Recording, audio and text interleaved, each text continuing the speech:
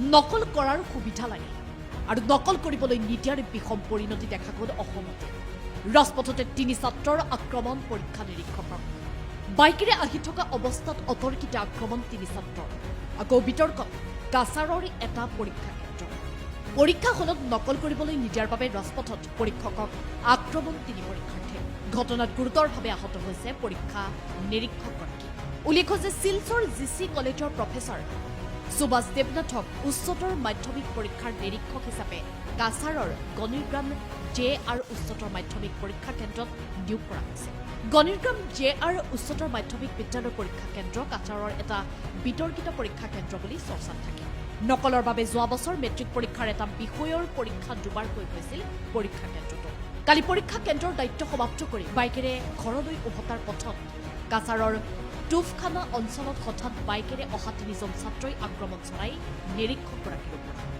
ঘটনা সংঘটিত কৰি সেই স্থানৰ পৰা পলায়ন কৰে আক্ৰমণকাৰী 3 ছাত্ৰ ঘটনাত গুৰুতৰভাৱে আহত হৈছে পৰীক্ষা নিৰীক্ষক সুভাষ দেৱনাথ নিৰীক্ষক সুভাষ দেৱনাথৰ অভিযোগ অনুসৰি গণিৰগ্ৰাম উচ্চতৰ মাধ্যমিক পৰীক্ষা কেন্দ্ৰৰে পৰীক্ষাৰ্থী আছিল আক্ৰমণকাৰী 3 ছাত্ৰ পৰীক্ষাৰ্থীসকলে যাতে নকল কৰিব নোৱাৰে তাৰ বাবে পৰীক্ষা কেন্দ্ৰটোত কাঢ়া নিৰাপত্তা ব্যৱস্থা গঢ়ি তুলিছে তেওঁ